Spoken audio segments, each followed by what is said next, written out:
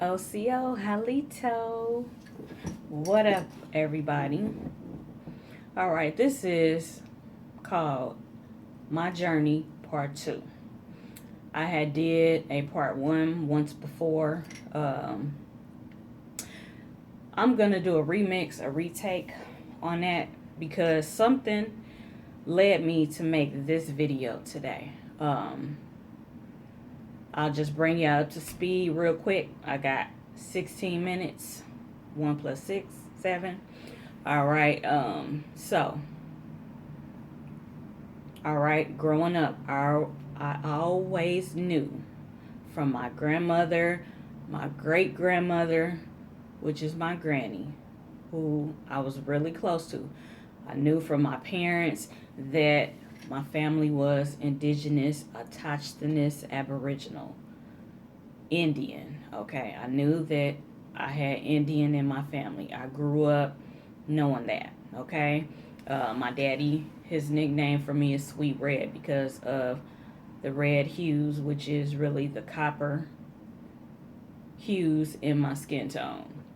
So, and when I was upset, I would really turn red, copper tone.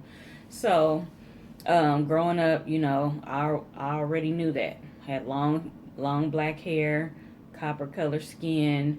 I was teased in school, Pocahontas, all of that. So I knew that for sure about the Cherokee. That was forefront. That was what my granny told me from her mouth, and she did mention another tribe.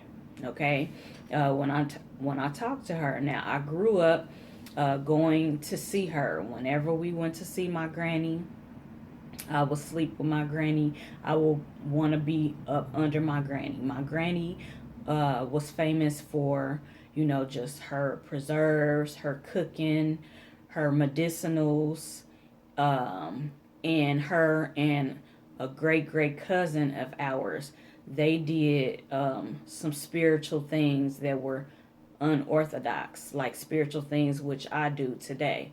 Um, she was famous for her medicinals and things like that. She had an elderberry tree on her land. My family, they were sharecroppers. And her daddy is when they converted to Christianity. Her family was Cherokee, the Freedmen, the Seminole, okay, and there's some Choctaw in there. Okay, on my mother's side, that we have the Choctaw, which is Chata, and the Caddo. Okay, that is what I know.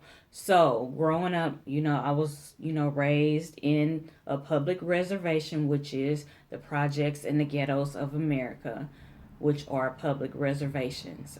Because when they reclassified us over and over again, took our identity from us and started naming us black and African American and all of that. When they started renaming us, so I was raised, yes, knowing that I was Indian, and also raised, like I said, in the public reservations, which is the ghettos, the projects. Um, so, so I grew up that way, but I knew about my Indian heritage. So my granny, she had Christianity ways and she had Indian ways because her father was converted to Christianity and he started his own church in the South. So his family was in the Carolinas and Georgia, and then they moved to Mississippi. Okay, and so the tribes that were there, I know about the tribes that were there, and a part of my family lineage. But I grew up, like I said, knowing some of these things. I just knew Cherokee and Black. That is what I grew up knowing for sure. When I did research, I found out about the other ones. Okay, so um, with my granny having the Christian ways and then those unorthodox ways, which was the Indian ways and the spiritual type things, and a mixture of what we would call occultic like things today. Um, so I know where I got a lot of this from, my granny. I used to listen to her stories. She was our historian. She told me stories about, my family. She told me about our legends, our folklore, our stories, and our history. So I did get that richness about the spiritual things and history from her because I spent a lot of time with her. We used to go and visit her often.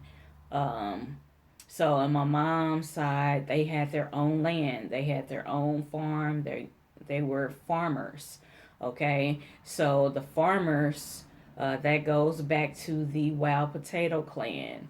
The farmers, a lot of our people, we had our land and were farming on our land before the pilgrims came and tried to, trade with us and act like they want to be our friend and trade. And then they turned on us and did savagery, took our land and started displacing us, things of that nature. So with my granny, her father, like I said, they were converted to Christianity. And what they did was they went underground where she knew some Indian ways and she knew some Christian ways. So the chief became the founder and the preacher, the minister of the church. We had the holy men and the medicine women and men. They became the healers, the nurses, the deacons, all of that. So they went underground. A lot of stuff is like in church records, treaties, and then you study where your family came from and the names.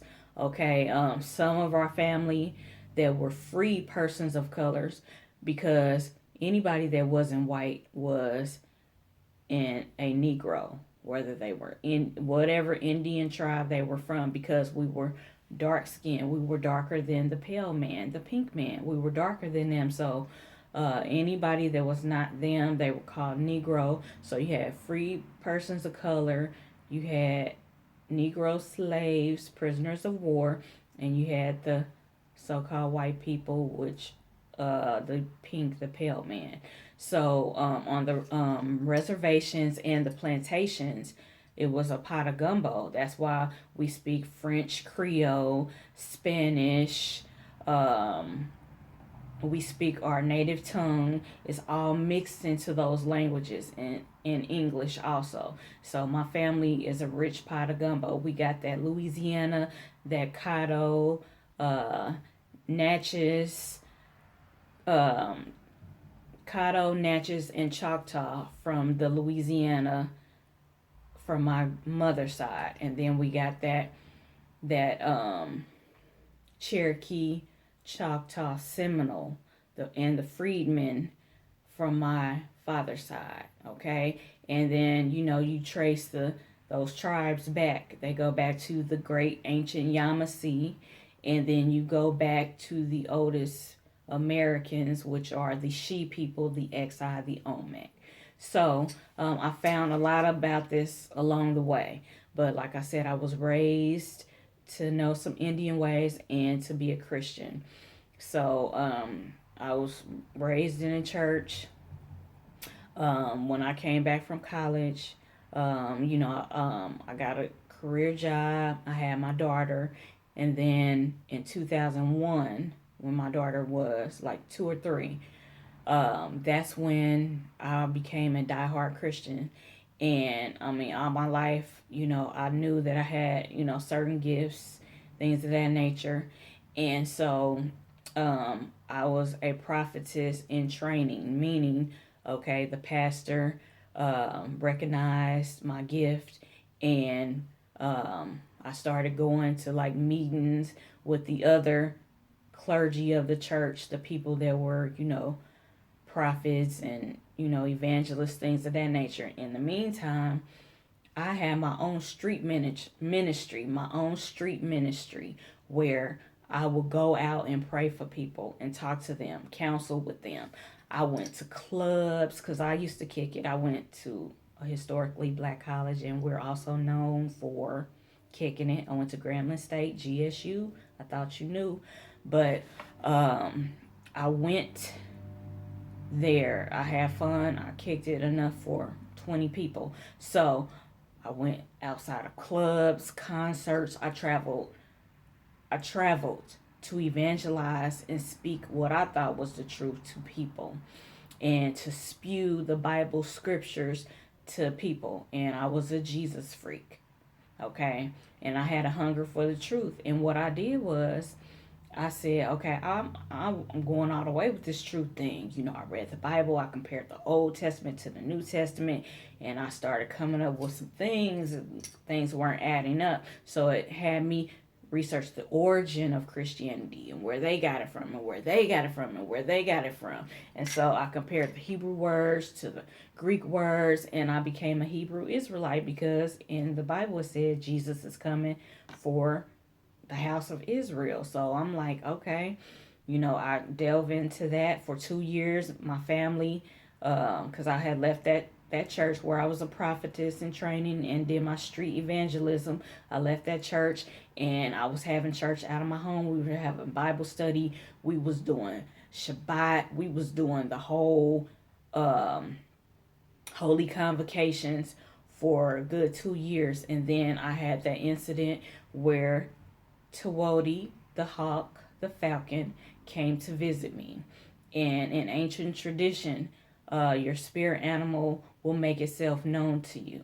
And so that was the start of my resurrection, my rebirth to be who I am today. And so Tawodi, the hawk, the falcon, is a dual thing because in native Indian, Cherokee, Choctaw, Seminole, Yamasee, Caddo, Natchez, all of that, they see the hawk as a spiritual being, okay? It's spiritual. And also from Agbulan, because my family is from that pot of gumbo where they were on the plantation with melanated beings from all over the world. And they were from Africa, which is Agbulan, the Americas, North, Central, and South America, Turtle Island, and other places because melanated beings were the first people on the earth.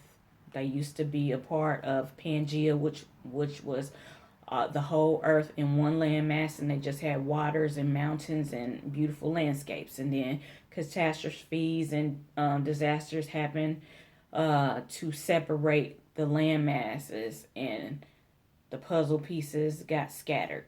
And so we are one melanin nation. But because of our land masses splitting up, we were separated, but we knew that we were one. But when the pale man came, which there are many prophecies and folklore and stories about where they came from, when they came in, they really brought division and treachery amongst us. And we were fighting each other and things of that nature. You know the aftermath of what's happening now today.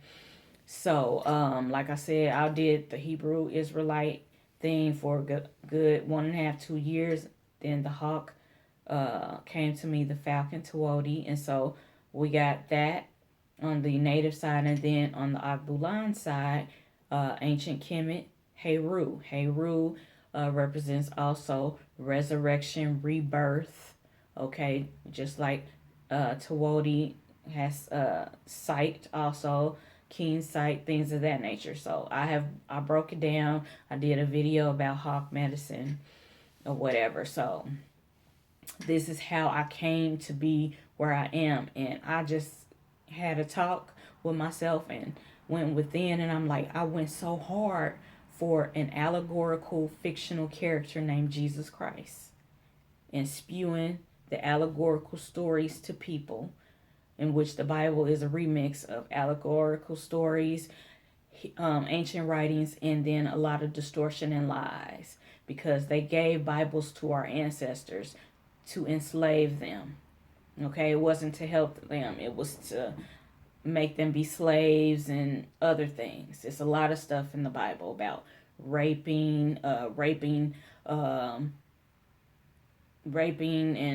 killing the men and murdering the men and keeping the women, the virgins, for themselves, and having sex with them, raping them, and having babies, all of that. The enemy did all that using the Bible. So I analyzed it, I researched it, I did heavy research. I mean, I researched the origin, I got different books, and what I see is a lot of syncretism where the major religions of the world, they all have bits and pieces of the truth, and you have to decipher through it all and put the puzzle pieces together to make the whole.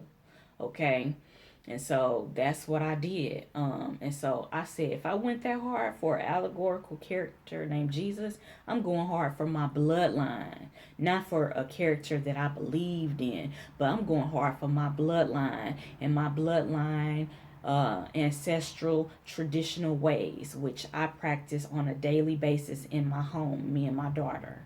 So I'm going to go hard. I'm going hard, and I'm going to continue to go hard for my people and waking up the Melanin Nation across the world to your true indigenous roots.